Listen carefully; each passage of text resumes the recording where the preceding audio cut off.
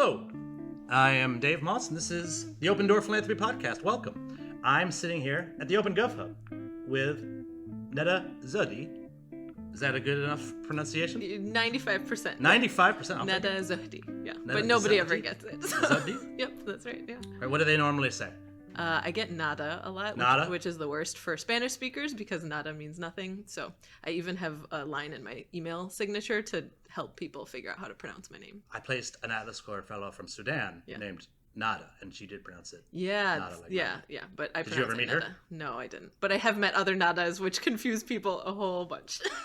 It actually never. It's really funny. You both spell your name the same way, and it never occurred to me. It just that has it not could actually occurred be to a me. different name. Yeah. No, it hasn't even occurred to me that you have the same name because Yeah. you spell them, you pronounce them so differently, Oh, okay. and from very different places, and I assume different roots. Well, actually, maybe not. I guess it's Arabic, and Yeah, hers is Sudan, probably Arabic Sudan, they as well. speak Arabic, yeah. So then, Very, who knows? I was the one who warned you not to I know. touch this. And you definitely should not. Okay. I can tell listening to these things. Got it. Don't touch the. This. So we'll try not to have 2-minute rules today. Don't touch the table. Don't touch the table as well. Cool. So where'd you grow up? So I was born and raised near Detroit in the suburbs, a place called Suburbs. Rochester Hills, Michigan. Sounds nice. Is it nice? It is nice. It's about 30 minutes north of Detroit. Chrysler headquarters, for example, is just in our backyard. So basically everyone I knew growing up, their parents were somehow affiliated with the auto industry.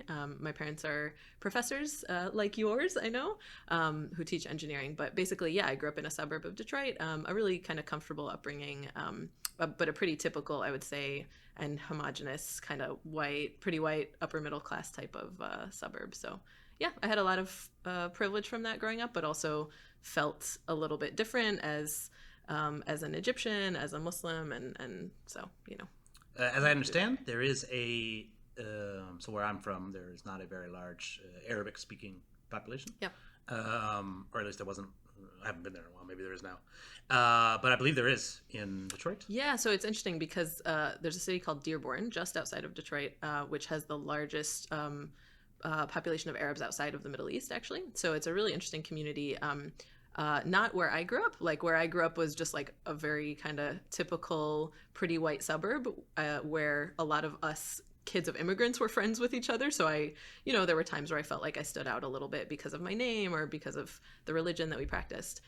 But when I became older in college, I would visit Dearborn sometimes and started to appreciate the community there. But, my family is from Egypt originally, and most of the Arabs in Dearborn are from places like Syria, Iraq, and it's a little bit of just different from my upbringing, Yes. but a cool place to be close to. So do you speak Arabic? Did you grow I up speaking? do, yeah. So I grew up speaking a mix of like Egyptian Arabic and English at home. But then when I got to college, I really wanted to become fluent for personal reasons and professional reasons. So I wish my parents forced us to only speak Arabic at home. They didn't. I learned a lot still growing up at home, speaking Arabic and listening Arabic even more at home. But then in college, I studied it and then moved overseas as part of my studies to really become fluent. So your parents were from Egypt from and they Cairo, were engineers. Yes. Who became engineering professors. Exactly. In Detroit, in Michigan. Yeah. Would have been training people who built cars mostly. Basically, and still do. Yeah. I don't know if either of them will ever retire because were they at what is it called, jobs. General Motors? My grandfather was in the automobile industry, and it's now called Kettering University. Yes, but it was that's in Flint. Yeah. So not too far from where we are, but they both teach at Oakland University, which actually started as a campus of Michigan State a long time ago and is now independent and growing. And that's where you went. You're a Spartan. Yes, exactly. I went to MSU, Michigan State. I'm a Spartan. Very good. And then you studied Arabic there. What else did you study? I studied Arabic and international relations. You didn't want to be an engineer? No, I know. So that was my struggle growing up for sure. I have 2 older sisters, and all of us are really good at science and we really like science. So both of them went into the sciences like my parents. But I was kind of the black sheep because I found myself more interested in social sciences basically than the hard sciences. So I do feel like for many years growing up. I kind of had to prove to my parents that just because I'm smart and good at hard sciences doesn't mean that, I can't pursue my passions, which have to do more with like politics and social science. I still remember, maybe you would appreciate this, but in 7th grade, my favorite class was this world history class. And I just fell in love with history and so many different things. So I came home one day and told my parents, I figured it out. When I grow up, I want to become a history professor. And even then they told me history professors are kind of paid the least on the totem pole of professors. And maybe, there's not as much kind of cachet sometimes with that. And so I felt like, again, they just didn't have as much exposure to that, because growing up in Egypt, the smartest people they go into medicine and they go into engineering, basically. And then the people with lower scores have to go into the social sciences. So I think for a lot of kids of immigrants like me, our parents come with that mentality. But I've definitely, I'm proud that over the years I was able to show them, I can actually really excel in these fields and, and still have a great career, even if I'm not in kind of the traditional hard sciences.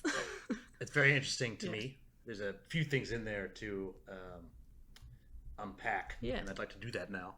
So I grew up around a certain level of arbitrary academic snobbery as well. Sure. I think objectively we can say that engineering is not more valuable than history, and the opposite is true. And in fact, we do need engineers and of course.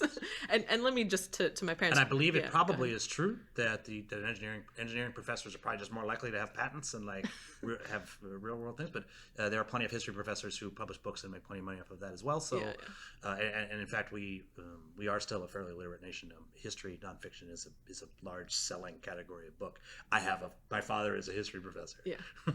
No, I know. And some of those books do they don't, some of them they were only sold to people taking his class who were forced to buy but those that's books. Something. But there are definitely we do buy a lot of books in this country. But that's it's a very so I have a cousin who's an engineer. Right? And I remember one time he was talking to I think he was talking to my father about like the engineering department in his school and how they all sort of look down on like the social sciences or whatever, right? And my father's like listens to him and is like being polite. And he's like, "You sure do talk about us a lot." Right, exactly. I don't remember ever talking about the engineering department with my fellow history professors.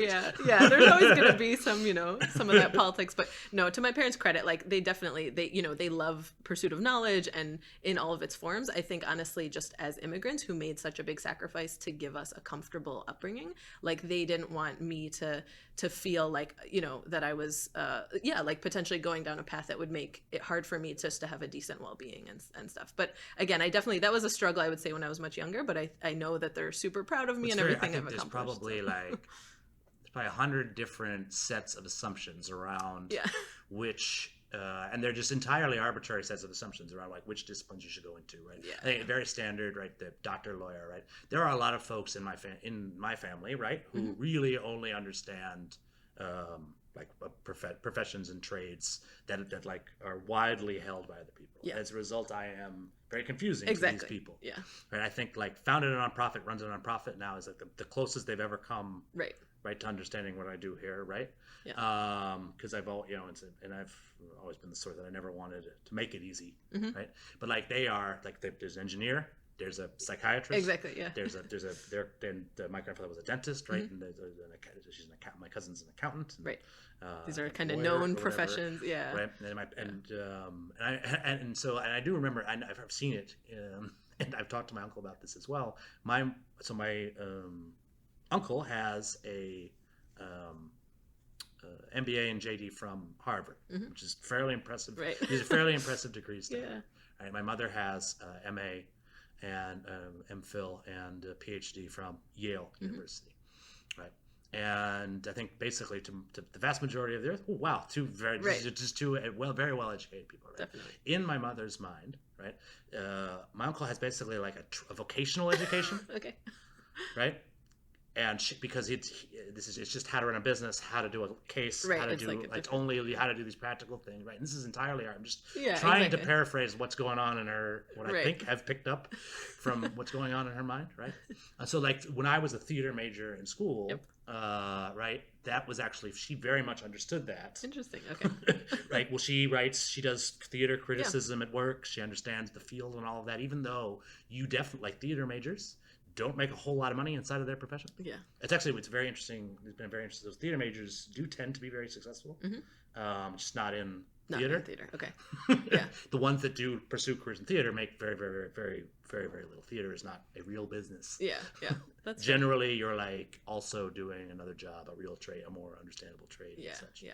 No. Yeah. And I think for me, just like in retrospect, I do think that it kind of lit a positive fire for me in terms of really being motivated to hustle and figure out like for example, international relations is one of the most popular majors at any university, right? So I knew there was kind of more competition, if you will, in that regard compared International to relations. Yeah, compared to like, electrical engineering or something like it's maybe the bar is lower to enter or something like that. But then I felt like, I just felt very eager early on to carve out a niche for myself about like, okay, what particular issues in terms of politics and social impact do I really care about, and how can I distinguish myself?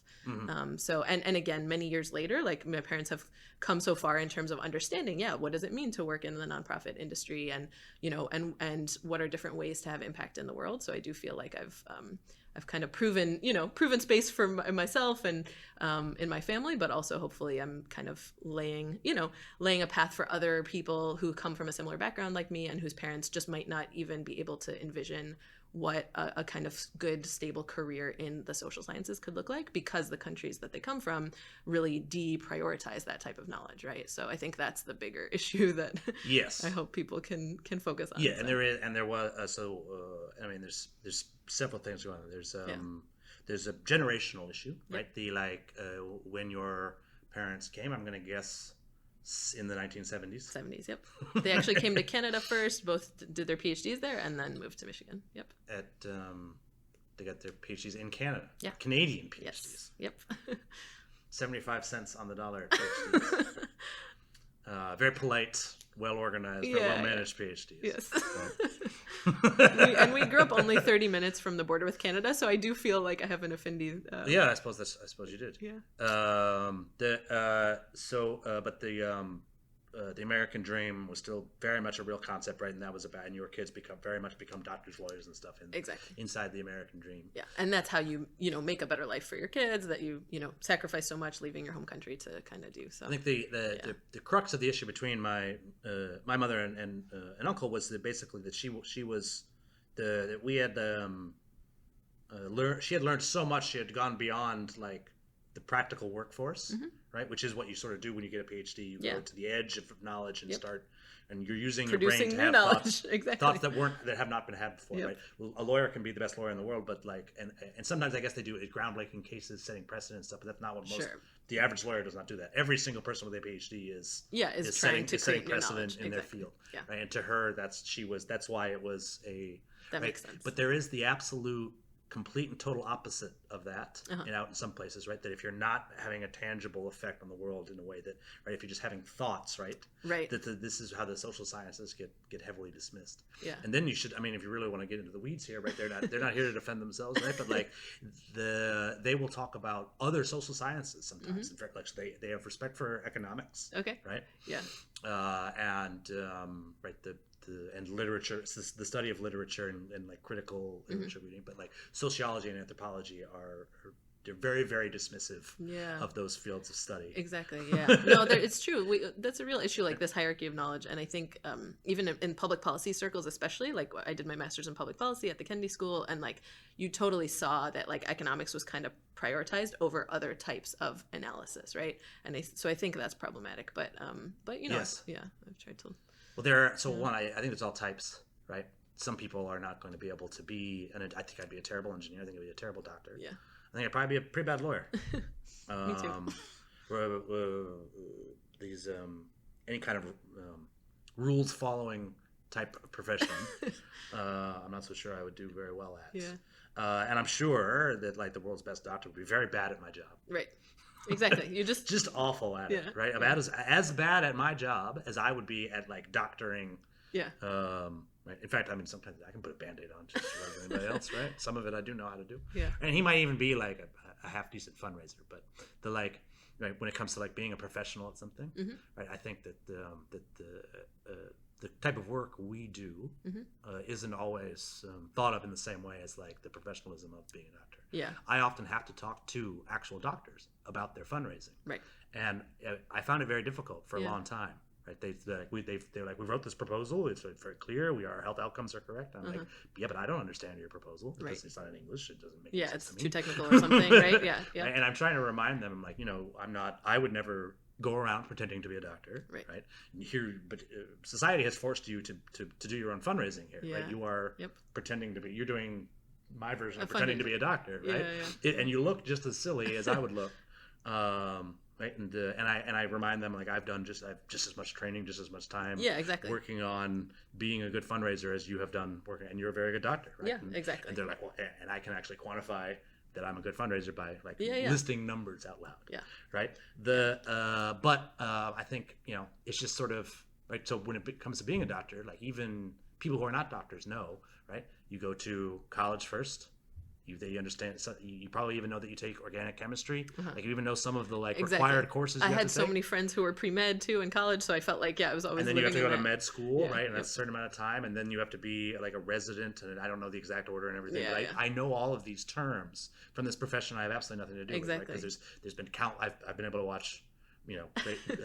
A lot of different television shows. Right? Sure. I know a lot of the terminology behind being a policeman and being a lawyer or a detective. Can you imagine like a nonprofit professionals drama? I don't know what that would look like, but maybe I imagine it often. I mean, in fact, I've been people have I've even like worked up treatments and that sort of thing. I certainly think. I mean, the Office was a television show, right? And it was very popular, right? And in fact, I would say actually Parks and Rec is very close to what we're talking about. I mean, they worked at the Parks and Recreation Department of the government, but the whole public service. And there was a whole season where one of the guys was working at a foundation. Yeah, that's right. Yep. So that's Sweetums. Yeah, I remember. The Sweetums Foundation. No, and they made a lot of the jokes that are highly. I think the average Parks and Rec viewer probably didn't fully get. As they much. made some someone worked at a foundation. Who was in the writers' room because those jokes were very relevant. I mean, that was nice to see because oftentimes in media when they represent philanthropy, it's very, very inaccurate. Right. I've mentioned this in the podcast several times. I'm a big fan of the Marvel series, right? But at one point, Tony Stark is giving a speech at MIT, which is his alma mater in the canon, right? And he comes out and says that the Stark Foundation will be funding all of the MIT students' projects. They're fully funded. They're all fully funded now. That sounds great. And I'm just like, even in this mythical universe, you don't have that much money. Number one. And number no one two. does. Everyone at MIT has got a very expensive project. If you go to them and you say, I want to fully fund this. I know, that's a little. Right? No, I know one or two people there that could break anyone's bank with their project exactly, ideas. Right? So that seems like a bit of a stretch. Right, but I think there is a general, and actually that causes real problems, right? Because there's a lot of people out there who think a Tony Stark type philanthropist can come just in save the day and solve everyone's problems. No, I agree. And in some cases they probably could, but it's not really how they operate and think and whatever. And I hear a lot of folks are saying, we know this works, we know this thing is great, right? We just need the money for it. Right? And they've seen the inaccurate representations of how fundraising happens, right? If your project was great and it worked, you would have the funding. Exactly. No, you have missed the funding part of it, which is a critical. Right. You even know it's a critical part of what you need, right? It's not we just need the funding for it. Well, sounds like the whole pajamas. Right? This is a very interesting topic, right? I think a lot of the folks who listen to the show are either in the middle of their social impact careers or perhaps thinking about starting a social impact career. And like I said, the whole population knows how one becomes a doctor. Right. And I don't think they necessarily know how one becomes like a social change maker. Totally. Yeah. And we don't even have unified language for it. Yes. Right. I don't really like saying I run a nonprofit. Right. People. So in front of this is the 5th year of Unfunded List. And I want to be clear that we have brought in more money than we spent every year. That's awesome. Well, if we didn't, right, right, we might not still be around. We would have negative dollars, and that's no one's extending me lines of credit at the moment. Right. I imagine, right, the nonprofits that you're a managing director of a nonprofit called OpenGov Hub. Yep. So wait, are you the managing director of? So I'm the director of OpenGov Hub, and the OpenGov Hub is an initiative of Global Integrity, which co-founded the Hub, basically. So, and the Hub, by the way, is a nonprofit social enterprise, which is fully funded by earned income. So basically, all of the Hub's operations is funded by the co-working memberships that our member organizations pay us to provide services to them. So coming here 4.5 years ago, it was actually a big shift for me in my career and my kind of worldview on nonprofit work, because I was coming from a previous nonprofit, that was kind of funded with traditional grants from a foundation. You came here directly from POMED? Actually, I came here from my master's. But then before that was POMED, the project. Which is the Project on Middle East Democracy. Yes, fun and acronym. I met you while you were, I don't know if we actually back met. in the day, I don't know if we ever met in person. But we probably exchanged emails or something. Well, one of the things, especially when I was at Atlas Corps, but also for a while when I was at Public, there are a lot of people who I know.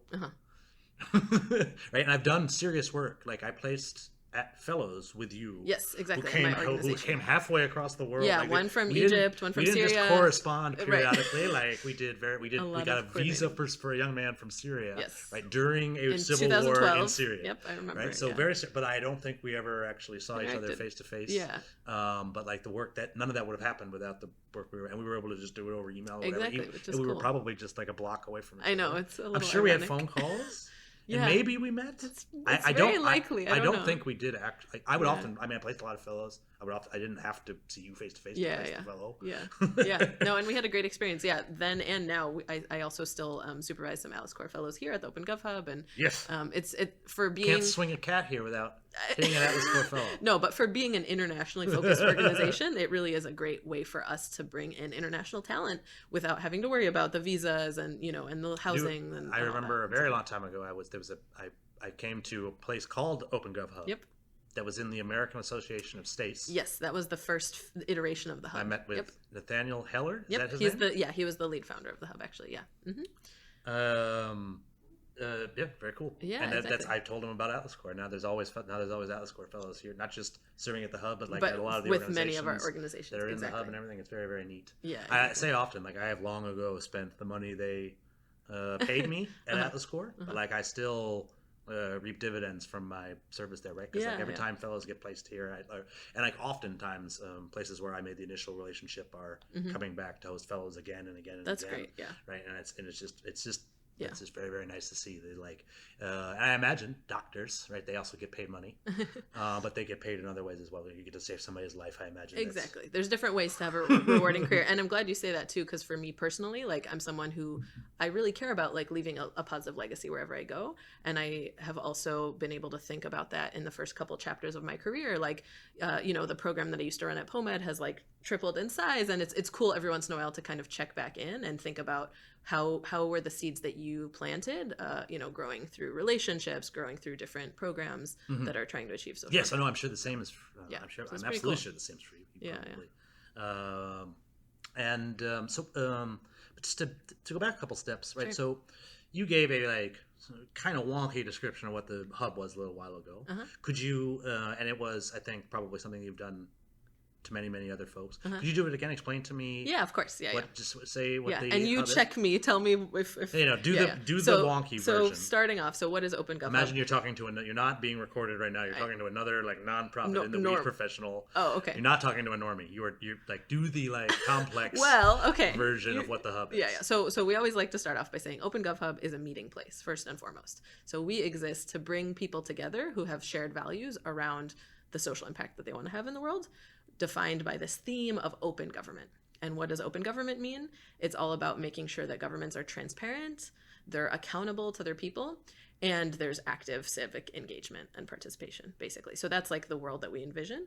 And how the OpenGov Hub is trying to make a difference is by providing shared key resources and opportunities for organizations to work together who are working for open government. So we run a social impact co-working space. That's kind of how we started. But these days we offer more and more programs, events, and services to really help our network of nonprofit members be more efficient and effective by sharing resources and working together to have more social impact. So, and and Unfunded List is happily part of our community and has been for over a year now. I am a member of the OpenGov Hub. You are more than welcome to share your perspective as well. Yes. So it's a good answer. I want to be clear. I'm not criticizing. No, the it's answer. good. Yeah. I'm thinking about a like societal issue, right? So if you go up, so a doctor can give a version of what do you do, right? That's as complicated as the one that you just gave. Right? Okay. He can go into, I'm a hematologist, and right, it's all about the cutting veins open or whatever it is that doctors do. Yeah. Right. But usually, when people come up to, they say, he says, I'm a doctor. Yeah. I work at this hospital. Right. Right. Because that's so. What is your version of that? Yeah. If you're talking to a normie. Right. What's the hub? What do you do? For the hub? Yeah. So again, I would say a social impact co-working space, right? And what does a co-working space offer? It provides meeting space. It provides support. This is already a lot more words than the doctor. Okay, sorry. Meeting place. That's the introduction that we always like to start with, right? So what is a meeting place? It's a place where lots of different people come together. They share ideas. They share resources. So you run an event space. You're an event space manager. So we do events. We do co-working. That we've run through in this. A property manager. Definitely don't. I don't like that term, right? Because again, like we're trying to ultimately. I mean, you do a lot of. I don't mean to use one. Being a property manager is not an insulting thing. No, but that's definitely wonderful property. That's definitely not how I see it. The one in my apartment, but sure, yeah.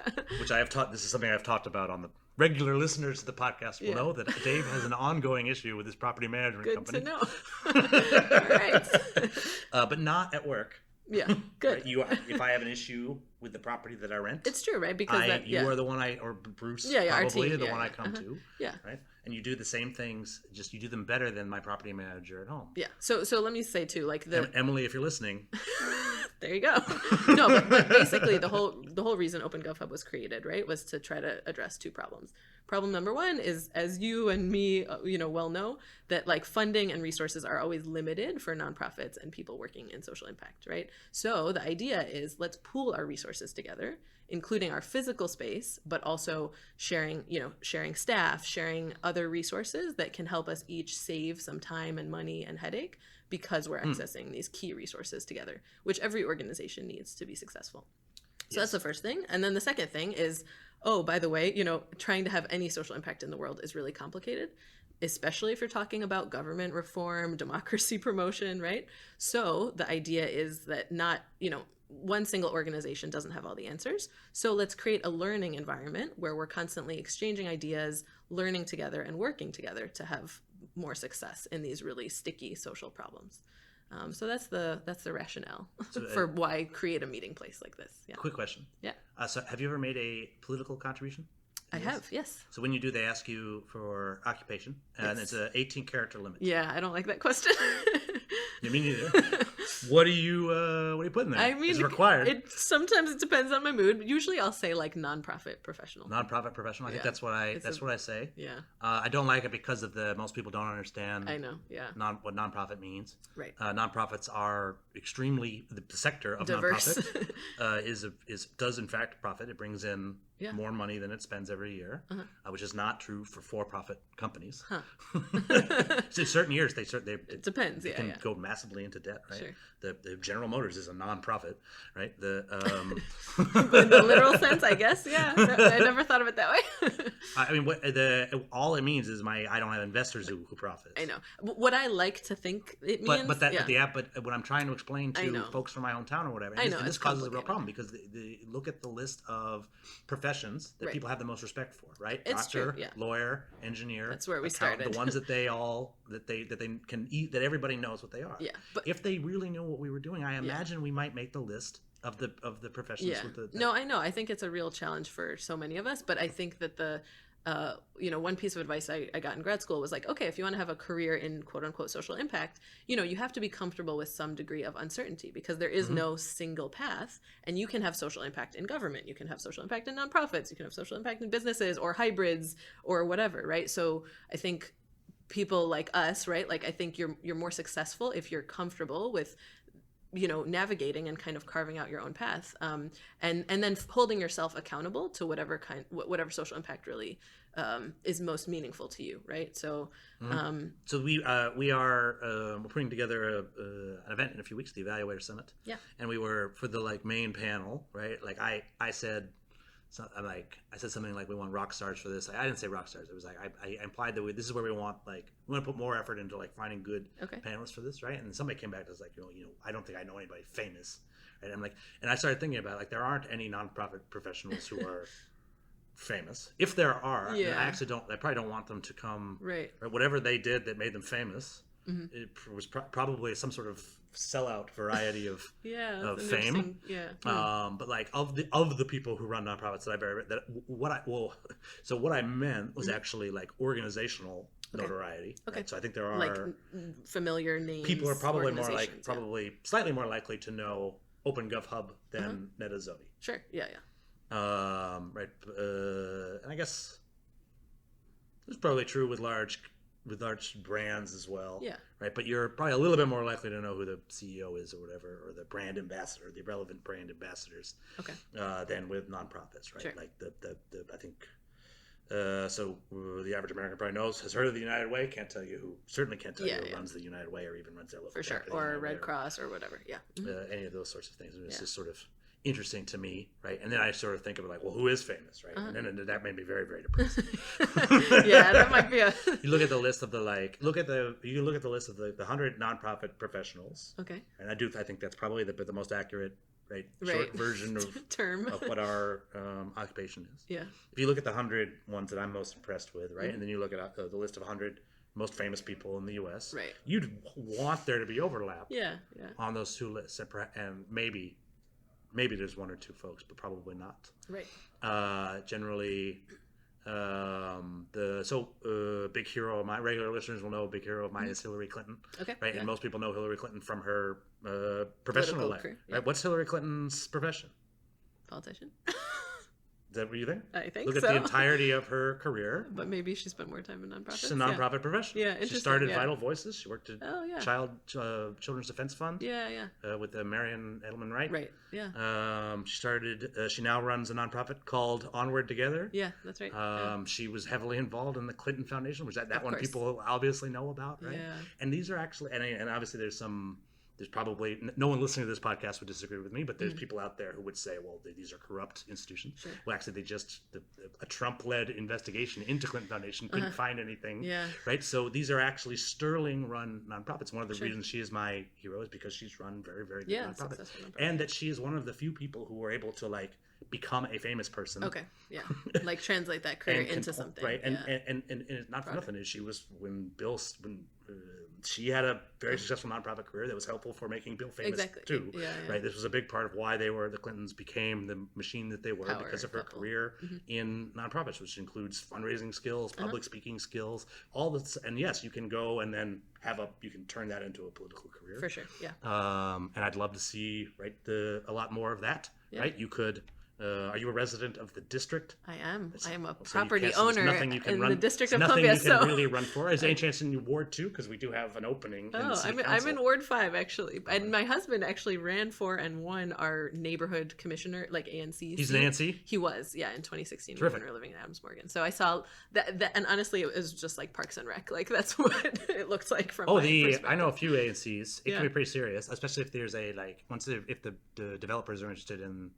Yeah. And you're the ANC. Exactly, and we were in Adams Morgan, which was much contested development. A friend of mine said that they tried to bribe him, and they were so upfront about it. They were like, "This is no strings attached." They think that as long as they say there's no strings attached, that it's not a bribe. Yeah. But they were basically saying we want to contribute to the naighborhood fund. Yeah. Right. In exchange for passing this proposal or whatever. They say and by the way, this has nothing to do with the proposal. We're separately. They believe that if they're clear that it's not. Yeah. Right? It is pretty interesting. You should. If you're a resident of the district, you should know your ANC. Yeah. This person's probably the only representative you have. It's the most local form of government. Exactly. Who can actually do something that might affect your life, right? You don't have a senator you can call if you live here. Yeah. Any of that. Yeah. Why aren't you the ANC? No, it's a good question. I honestly have thought about it over the years. I have a ton of respect for, local politics, but I think at the end of the day, because of like my background, because of my interests, my identity, I've always been more attracted to kind of international politics, right? And trying to play a role as someone with this background, as an Egyptian American, as a Muslim American, and growing up, honestly, post 9/11, I felt like all of these headlines were arguing that my identities were in conflict when actually I don't think that they are, right? So I felt like, okay, I have a unique voice to add to these conversations of international affairs, and I'm still trying to do that, in my capacity here at OpenGov Hub. But now the cool opportunity I think that we have right now is to flip the script.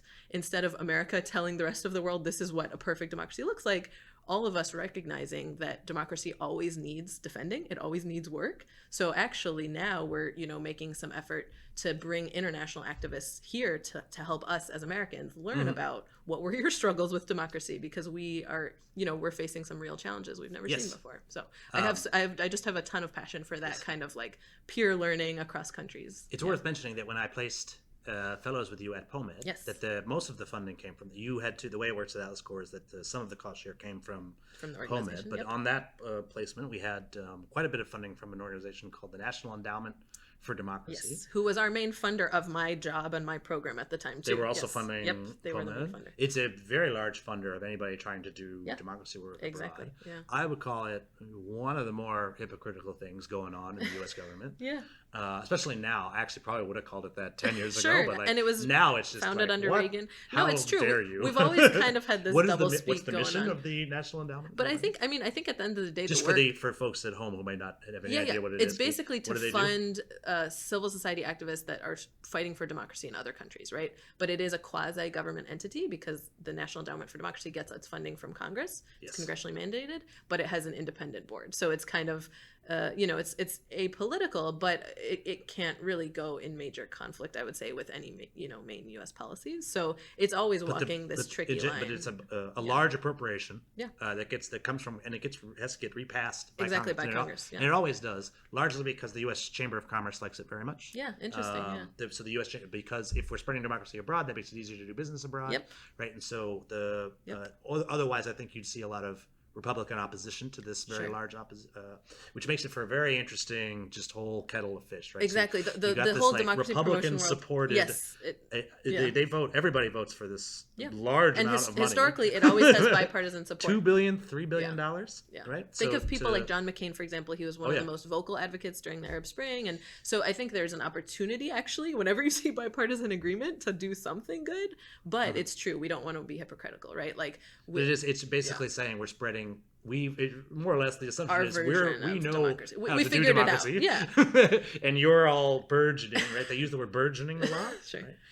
And let me say, I had a very real personal experience with this when I was in my working at POMED, right? Because we had partners in places like Egypt and Tunisia and Libya in 2011, 12, and 13. Literally, I was working with these activists who were trying to figure out what happens after we topple a dictator. This is real stuff, right? Political transformation. And I felt very humbled by the whole experience, because sometimes they would ask me what do your watchdog organizations look like, because we want to learn from you so we can do our work as best as possible. And I just felt a little bit ashamed, because even back then Congress was historically dysfunctional. All we could do was rename post offices and not actually make progress on the most important social issues here. And our polarization has gotten 10 times worse, I think, in the last 7-8 years. So I do think there's a way that you can absolutely share lessons so that people don't have to reinvent the wheel, but with humility and with recognizing that nobody has a perfect model that should just be exported. That's definitely an important part of my philosophy around democracy. I think it's I think it's a fundamental desire for people all around the world in different cultures, but everybody has to figure out their own path, hopefully with support from others. So So I'm now the founder of my organization. Yeah. And this is the longest I've ever been in the same job. Cool. Me too, actually, in my job. Yeah, almost 5 years. Managing director is your director of OpenGov Hub. Yep. No manager. Just good old director. Yep. All right, that's good. I always thought managing director always makes it seem like there's your second to someone. Yeah, that's right. But actually, it's not always actually the case. Sometimes the managing director is top dog. Right. It seems like he's confusing. Yeah. that's another part of the reason why like the general public doesn't necessarily understand our sector because Yes. it's the person at the top doesn't always have the I same know, title. yeah. Right? And executive director doesn't sound powerful at all. Yeah. We could just do we could use with a whole rebrand, I think, of a lot of the nonprofit sector. But it's important. And let me say too, based on our earlier conversation, like even though it's hard to explain what we do sometimes to people who are not in our field, like I do think we shouldn't suffer from this inferiority complex that just because you think I have an inferiority complex? I feel like I have this one is a new sometimes. one for me. No one's ever accused me of that. Honestly, I'm speaking to myself, like as a reminder. Even, no, you're right. Even though people it's not don't a personal always issue think, for me. But... yeah. Even though people don't always think it's the most prestigious path or whatever, like I totally, felt like I had to get validation by going to Harvard, for example, and legitimizing again that I can have this and mentioning on a podcast career. that you went to Harvard. I know, which I honestly like I know never do, there. but like anyway, that's embarrassing. But really the point I think is that like at the end of the day we have to like hold ourselves to the standard that we expect, right? And hold ourselves accountable to what does it mean to have impact in this field and how can we support each other to keep improving and understanding, not just like pat ourselves on the back that like, okay, we have a good noble mission, so we don't need to challenge ourselves, but I'm really motivated by this idea, like we don't just do good, we do good well. And so that was my introduction to social entrepreneurship, and that's why I feel so passionately about bringing tools of social entrepreneurship, especially to civic engagement and democracy organizations. It's a very important point that you do get. I mean, you get rewards from doing this work that you really can't get in other fields. I'm sure that other fields have other types of rewards, rewards and stuff, but like if you're the kind of like me, I'm a very curious person, and particularly like whenever I see problems, I'm very curious about them. And so because of that, I think this is the perfect sector for me to work in. As in my job, I get to learn about all the problems. I know pretty much everything about all of the problems, right? And a little bit about what folks are doing to solve them and all that. And I find the work very rewarding. And like I think one of the things that was hardest for me at Atlas Corps was like, yes, it's very rewarding, right, seeing these fellows placed and all of that, but not in any kind. There's no validation from it. No one ever congratulated me for placing a fellow. Or like, and in fact, oftentimes the fellows themselves did not. I remember one time it was a little bit of a language barrier, but I was trying to explain to a fellow who did speak English good enough, he should have understood this, that I was the one who had placed him. He had just arrived in the U.S. and I was trying to explain to him, like you found his and he fundamentally didn't understand. It was in one ear. I remember it was one of the weirdest conversations I ever had because I kept saying like and he just kept saying no, I'm serving. He just kept naming the host organization. I see. Okay. Because he thought that they had done they identified him right when you were behind the scenes, actually like putting I in did all the a ton work of work to make it happen. He thinks that they just saw a catalog, right, and like. Right, and found I know. Placing a fellow is a ton of work, right? And a lot of them were very, very grateful. Right? I wasn't supposed to accept gifts, but I took them all the time, right? Because they weren't paying me enough to not accept gifts. That's a problem we can talk about in a future episode. Someone arrives right off the plane from Africa and wants to give me something. I'm not going to. I'm not going to refuse of course, it. And again, and also they weren't paying. These weren't like. Very, very valuable gifts. And right, the hard thing for me was like that this is very validating for me. Right. I enjoy it, and I still like when I see that the Atlas Corps fellow gets placed somewhere, and I know that I made it. That's for me very, very good. Right, but it does not come from other people in the sector. And if you're the kind of person that needs external validation, you will have a very hard time. And I don't think it has to be that way, but it is how it currently is. But at least for other people, hopefully, listeners and like people like us who are trying to improve the nonprofit sector, I think it's important. This is an important reminder that to ask ourselves, what can we do in our organizations to provide more of that validation amongst staff, amongst supervisors and direct reports. Like there's, even if we're not getting it at a societal level, like maybe there's still things that we can do with our partners and inside our own organizations to make sure that, people's hard work is acknowledged, it's rewarded. And so we don't have this terrible burnout crisis that is so dominant, right? For nonprofits. The huge problem on that is when managers assume that they know about that validation that you can get, right? And they see, and they will, with me, this has happened to me personally. Dave is very happy placing these fellows. We don't have to give him promotion. We don't have to give him a pay raise. We don't have to do any of these stuff. That doesn't work. And they don't have. It's not like they're swimming in money. Right. So when there's like, well, he enjoys his job, so we probably don't need to give him a pay raise to keep him here. I think they're making that decision constantly, right? And that keeps the salary levels low, right? So that when he does finally get frustrated and leave, or more likely she. I've found, at least in DC, it's mostly women who work at nonprofits. Yeah.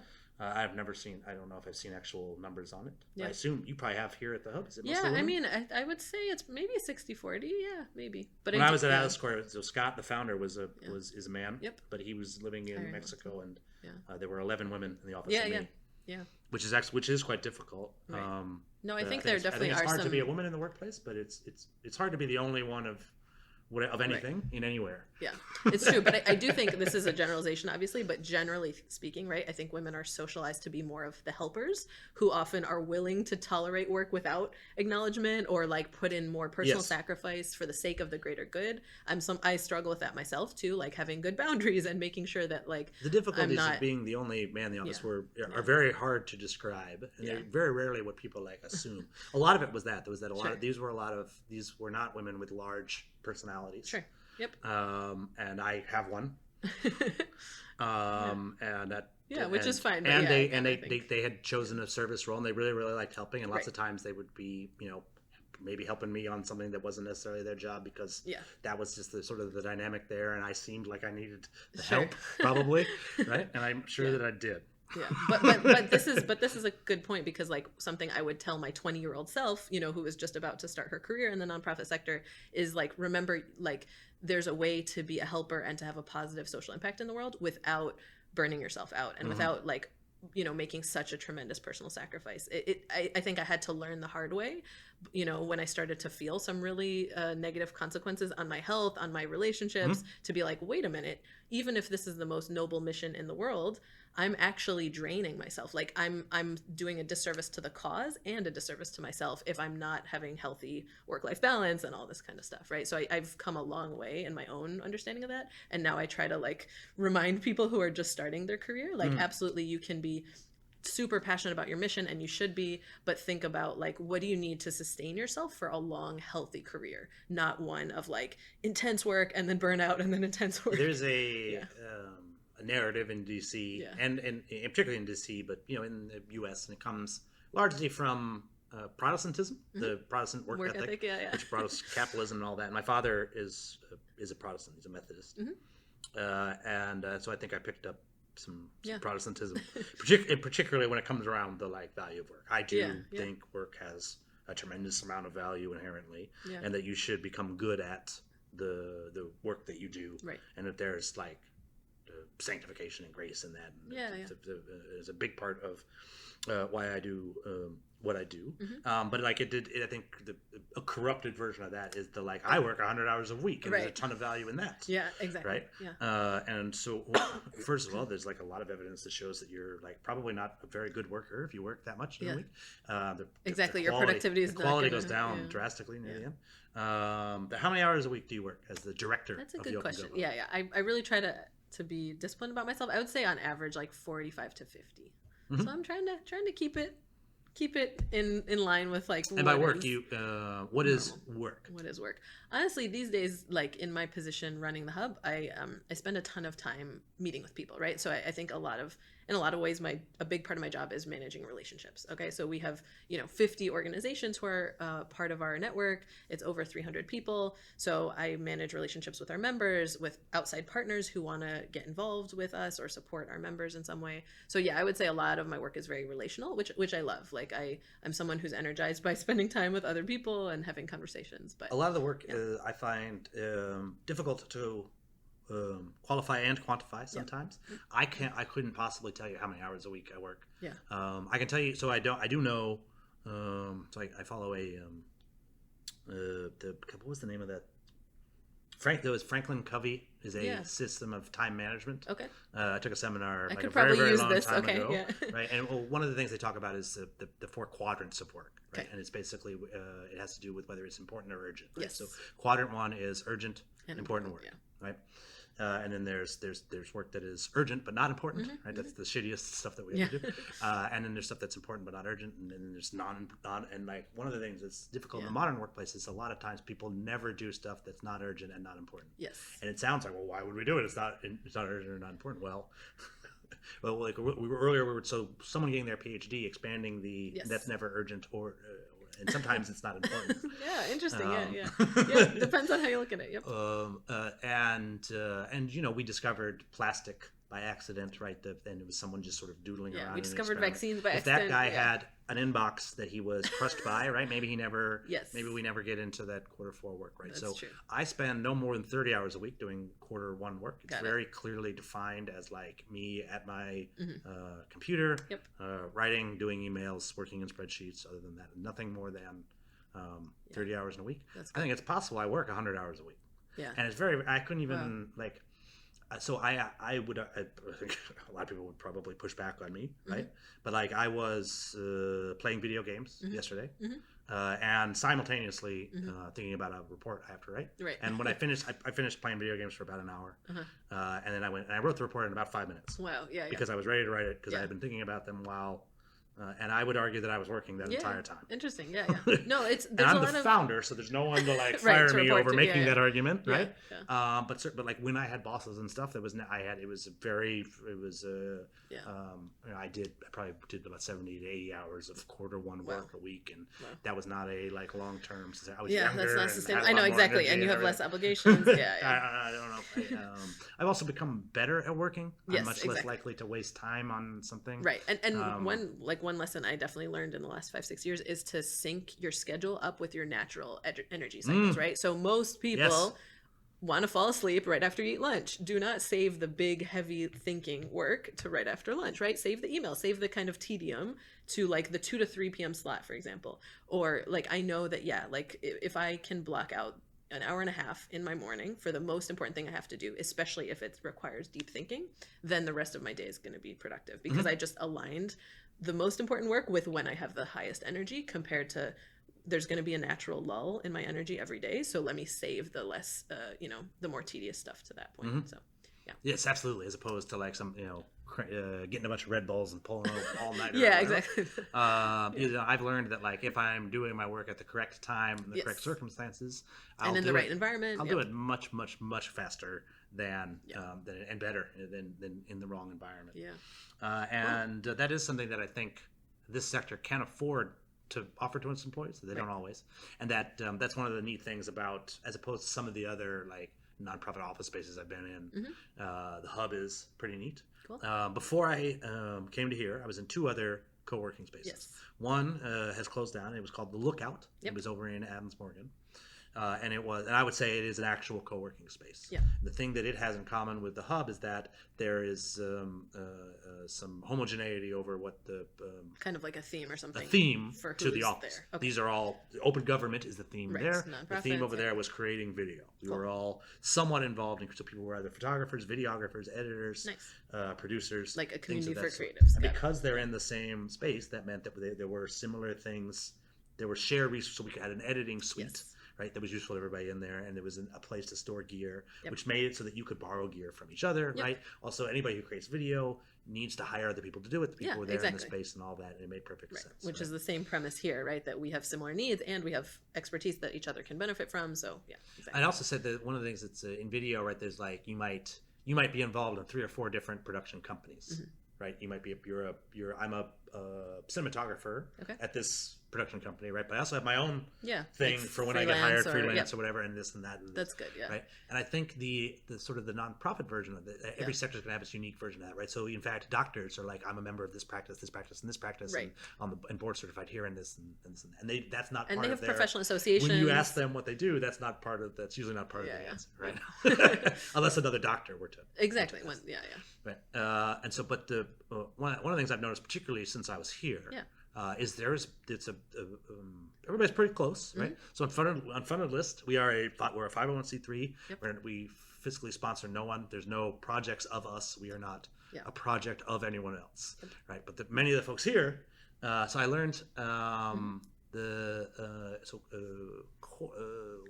Collaborating for resilience. Yeah. Yeah, they get 80% of their funding from another organization, which is where Blake used to work. Yeah. Like they're a fiscally sponsored project of I forget who their fiscal sponsor is, but yeah. They're you would be excused for thinking that they're two separate organizations. Sure. They've made separate websites and all that, right? And so, Yeah. but then this is OpenGov Hub, which is a project of Global integrity. Exactly. And global integrity is in some ways affiliated with some other. There's some sort of affiliation with Development Gateway and Accountability Lab. With Development Gateway, yeah. So officially, what happened was, back in 2012, the former head of Global Integrity, Nathaniel Heller, was kind of the lead visionary of OpenGov Hub. So he said, hey, I want to start this crazy initiative. Back 7 years ago, co-working was not common. This was a pretty crazy idea. And then he approached Development Gateway with the idea, and they said, we want to be partners. So Global Integrity and Development Gateway co-manage the OpenGov Hub. They're legally and fiduciarily responsible for the hub, but the hub almost acts like a fiscally sponsored project of them, because it on a day-to-day basis it operates pretty autonomously. So our operations kind of are a little bit separate. And then our neighbor is Global Giving, yes, which is they are separate, but they're not that separate. They're separate, but they're friends of the organization. Exactly. I've noticed they have the same furniture. Yeah, because we basically moved into this space together. So the founders of Global Giving, the founders of the Hub. And Feedback Labs, which is here, has the same founder as Global Giving. Yes, right? So Feedback Labs is the best example of a joint venture, like a really in-depth collaboration to come out of the OpenGov Hub community, actually. So there was 8 founding organizations of Feedback Labs who were all part of the OpenGov Hub. So it's there's different creative structures that you can have, but I think at the end of the day, we're talking about networks of collaboration, and there's I think fiscally sponsored projects are becoming more common because so many nonprofits just want to focus on the programs and the impact without the back office stuff, right? The financial management, administration. So there's these organizations like Tides, for example, will fiscally sponsor all. You probably have a lot of thoughts on this topic. I have many opinions, which is fine. There's some. It's just something I've noticed here. There's some other episodes where I've been able to share. Yeah. You're correct. Yeah. In general, I think it's not that hard to get your own 501c3, and most people should do it. If you're saying we're going to do this because it would be easier and I don't like paperwork, that's bad. A very bad reason to do anything. Yeah, exactly. Right? Yeah, and also short-sighted. When I think, if I put my funder hat on for a moment, I'm like, this person couldn't be bothered to do. Yeah, no, you have to. It's true. You have to ask questions for what is a good reason to be fiscally sponsored or not, or to have any kind of structure, including hybrid stuff. Some systems. So if you're doing an artistic installation that's only going to be up for 3 months, right? Exactly. That it would take you longer to get the status than to do that. So there are times where it makes sense and all that. Yeah. And not everybody needs to start a new thing. Sometimes it makes sense to be an initiative of a new existing program, take care of the exactly. Right? Yeah. But that. It does seem very common. There's just that paperwork looks difficult. Yeah, no, that's not a good reason, of course. Yeah, but I will say, I think there are definitely efficiencies, kind of economy of scale that you can have with shared back office services, which is something we're looking at here at OpenGov Hub. And I think it's no coincidence that all those collaborations we just discussed have all happened here because we're physically close to each other, right? Yep. And we are Unfunded List is its own thing, but many of the folks here do evaluate for us. Yes, they'll you submit speak proposals. at our summits and everything. It's been very, very, even though I don't, I'm very loud, and like you, a lot of my work is meetings. Yeah. I do my Q1 stuff, sometimes here. Bills I do here. Okay. I come in once a month to do bills and I sort all my checks and everything. Sure. But I usually emails at the coffee shop or whatever. But the rest of my work is noisy, like what we're doing right now. Meetings. And we are as far away from the other desks as we could be, right? So I'm not bothering them. Sure. This actually was an issue at all of the other any office I was ever in, right? Once I get on the phone, my laugh is very loud. Everything's very, very loud. It bothers everybody. Yeah. Right? And I don't want to have to tone it down because I'm doing sales. I'm trying to be exuberant and all that, right? Right. And then temporarily my solution was to use the phone booths or whatever, but then now you're only supposed to be in there for 30 minutes and all that. So anyway, in between the Lookout and here, I was at WeWork, which they call a co-working space. Yep. But there's absolutely none of that connection that we were talking about. Physical co-working because it's private offices. I had an office at the WeWork White House and then WeWork Manhattan Laundry, but I've been in one of the neat things about being a WeWork member is that wherever you go, there's WeWorks. So I've been in WeWorks in Los Angeles. Yeah. And New York and Boston and all over, right? And that's pretty neat, right? But the way they find out if you're a fit for the WeWork community is can you afford a desk here? Sure. It's just that one thing, right? Yeah. That's it. Yeah. And I remember, it seemed like a good idea for me to move over there because I'm it's startup focused. All their Sure. branding was about how they were startup Yes. focused, Uh-huh. right? But while I was there, the entire focus of the sales team was not on startups. It was on bringing in really large Yeah. companies. Enterprise clients. Yeah, Yeah. enterprise clients. Yeah, Yeah, the yeah. HP moved in across from me at the Yeah. WeWork White House, and I said, all right, well, maybe this is the WeWork White House. This is a fancy location. Sure. Maybe this isn't the right one for me. I'll go to like the hipster location, right? That literally has Manhattan in its name, like we Yeah. talked about. Well, and I was there, and it was a little bit like more of a fit for us. And there were some Sure. nonprofits there, Sure. but like most of the nonprofits were there because they were given free space as a part of something, and they Right. would move out right after the free space ended. Yeah. And so there wasn't a whole lot of like community building Yeah. happening. And then a bank moved in right across Whoa. it was Interesting. just a bank, got a side office. Okay. Right? I'm just like, this Yeah. isn't what I Expected, right? Yeah, or what you and signed it's up not, for. And it's not what they told me when they were Yeah, selling me yeah. the thing, and it Yeah. wasn't particularly useful for me. And it was full price. Yeah. Yep.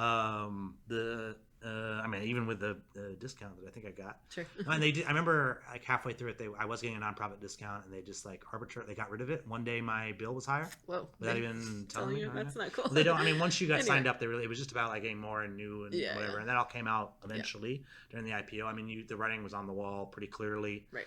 It was really trying the enterprise clients and like just getting Exactly. new people in. Also, one of the things that I was in at least 30 different WeWorks. Yeah. The service staff who cleans is always people of color. The front desk staff is always white folks. Always. That's the problem. Yeah. And it's not a coincidence. Once, twice, 3 times. Yeah, if you've been around for a while. No, it's But and I have to say, like in the last couple months, of course, with all the headlines about WeWork and the failed IPO, a good number of people have asked me like, oh, what do you think about this? As someone who's been in this co-working industry for a while. Well, it was so I moved directly Yeah. from WeWork to here. Yep. And it was the fact that they were all nonprofits was a Appealing. big part of it, but it was more affordable as well. Yep. And we eventually ended up getting a grant. Yeah. You guys offer a collaborative Exactly. grant for folks that want to work with Yes, in each other in collaboration this with other community. folks. Yeah, we, exactly. We worked with SIPE, which is actually a project of SIPE is the Center for International Private Enterprise, Yes. which is a program of the National Funded Endowment by the National Endowment for Democracy. Yeah, exactly. a daughter program. Yeah.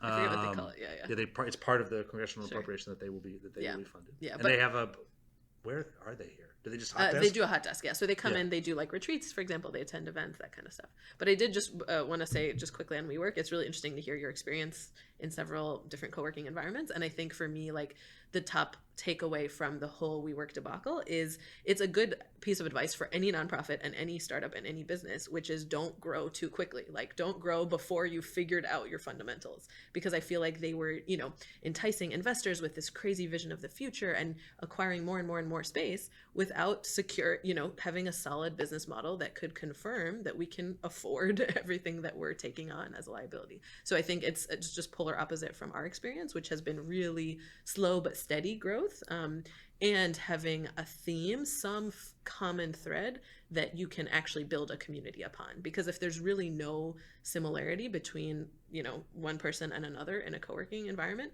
you can talk about community all day, but it makes it so much more difficult to actually create meaningful connections and relationships if there isn't some common ground. So when someone wants to join OpenGov Hub, we interview them and we make, ask for an application to say, like, tell us, how are you fitting with this theme? And what would you contribute to other people? And what do you need help with? Because we want it to be always a two-way exchange.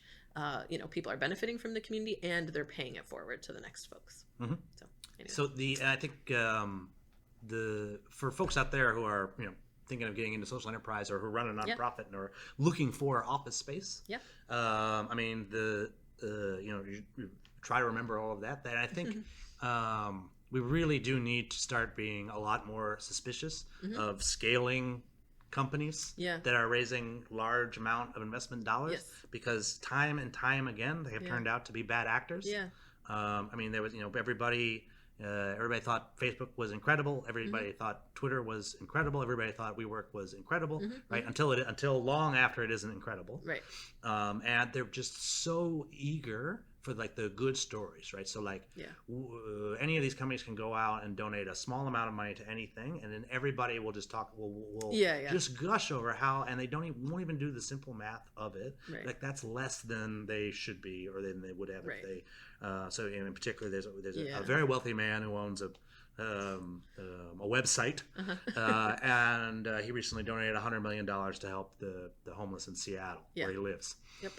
He personally spent about $100 million lobbying against an initiative that would have raised taxes on him and provided a lot more than $100 million.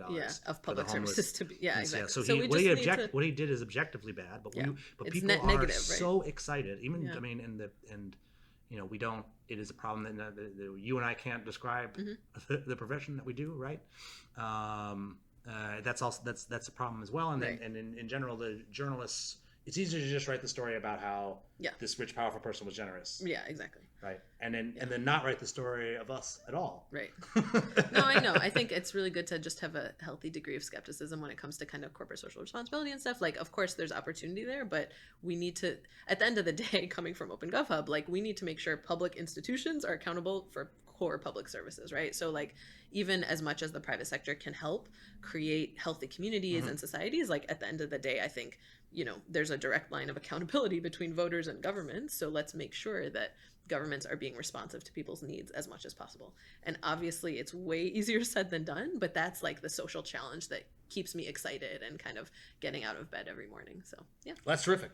I hope that you will continue to get out of bed every morning. Me too. Not every morning. Like most mornings. Not on the weekends. A morning or two. I recently got a new comforter set from Eddie Bauer for the winter. It's been, and I've had it for like a week. Yeah. And it's just like, do I have to get up out of this? I have a memory foam pillow, total game changer. Highly recommend it.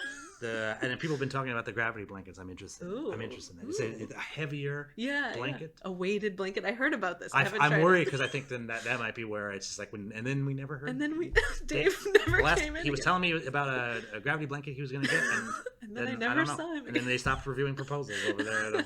Yeah, we'll keep each other in check. If I don't see you for a month, I'll check about the blankets. So. All right, thank you very much. Thank you so much. Thank you are one of the funders for Unfunded List. So thank you very much. It's fun to play that role a little bit. And you are like we have one of the cool things about this podcast is I do usually I think I've interviewed anybody who's given us over $1,000. Yep. So and that's now nice. officially true. Through this collaboration fund. It was a $5,000 grant that we split with SIPE. Yeah.